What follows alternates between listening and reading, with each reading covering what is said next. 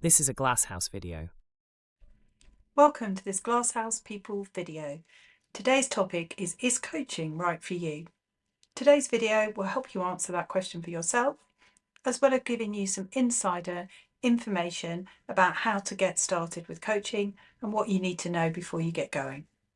So is coaching right for you? I think the answer is possibly.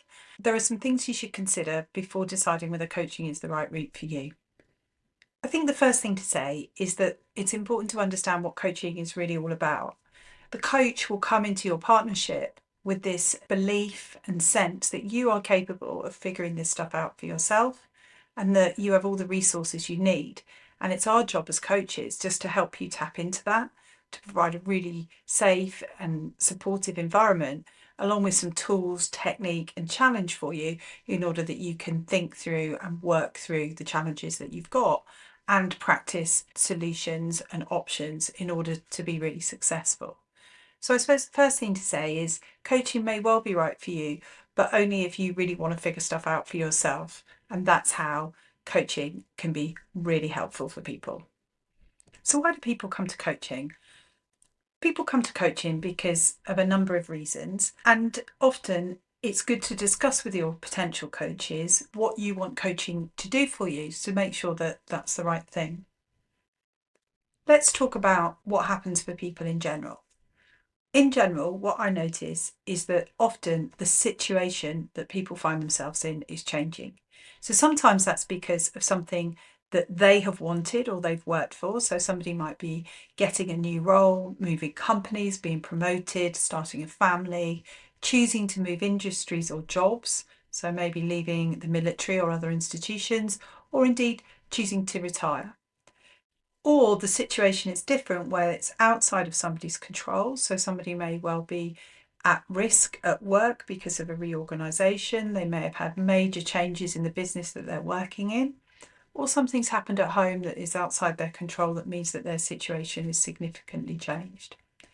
In both those scenarios, coaching can help because it can help you navigate that new situation to make sure that you are thinking through what your options are, you're choosing the best response for yourself personally, and then you're working through that in a way that's going to be supported and also help you achieve the best outcome for yourself. The other situation I see a lot is that people feel stuck. Now, they can be stuck for lots of reasons. Often it's because there's not enough change in what's going on. So they want to initiate change or initiate growth for themselves, or as a result of just that they've been doing something for a long time, their role is not exciting them anymore. They feel like they want to grow and develop in a different way. Or indeed that they have started in new roles and new careers and they really want to get going with those things.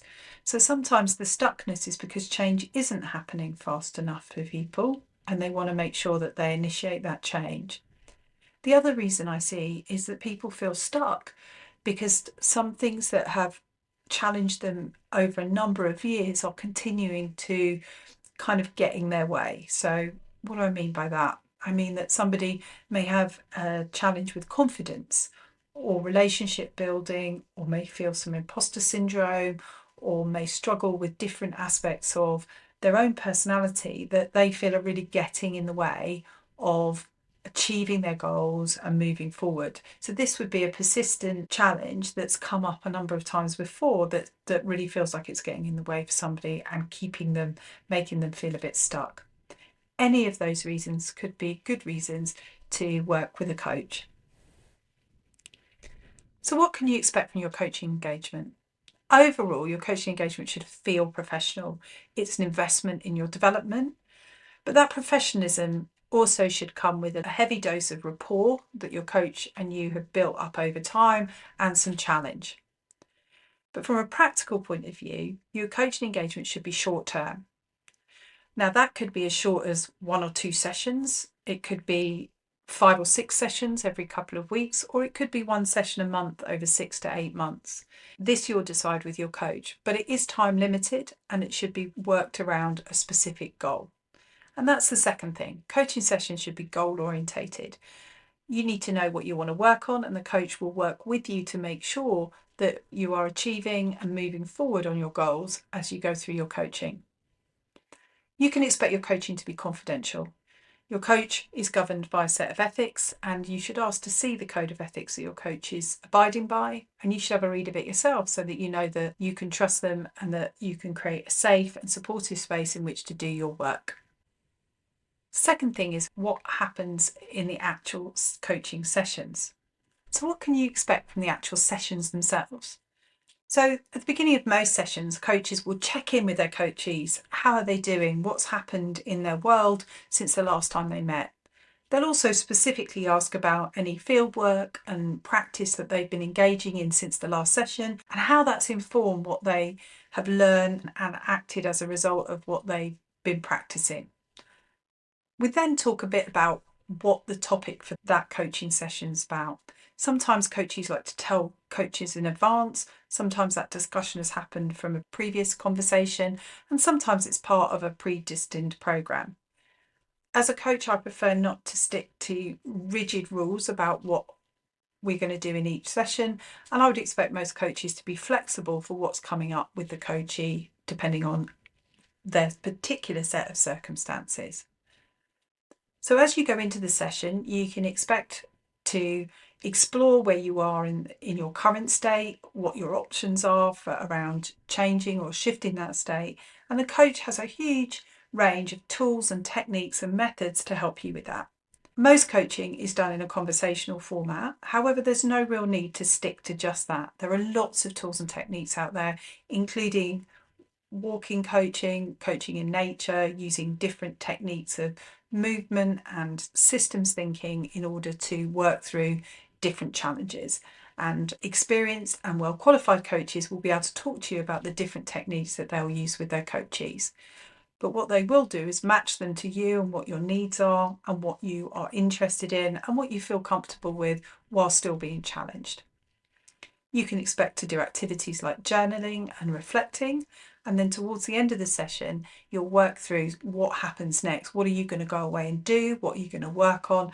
I often ask my coaches, what do they want to come back and tell me that they've achieved next time, as a way of getting them to explore what their motivation and plan is to enact their goals and their plans for change.